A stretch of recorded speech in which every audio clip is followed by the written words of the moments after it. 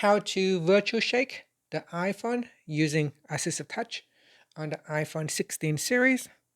First, let's return back to the home screen by swiping up at the bottom of the screen. Then on the home screen, tap on Settings. Now in the Settings page, go back to the main Settings page in here, and then we go down and tap on Accessibility. After that, we scroll down and then tap on Touch. Next, tap on Assistive Touch at the top, and make sure you tap on the toggle button to switch it on. Once you turn on Assistive Touch, you can now swipe up at the bottom to go back to the home screen.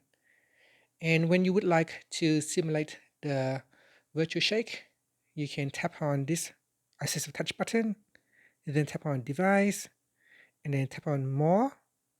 Now tap on the Shake button, and this will simulate the actual shake on your iPhone like this. And that's it. So that is how you can use virtual shake on the iPhone with the help of Assistive Touch. Thank you for watching this video. Please like and subscribe to my channel for more videos.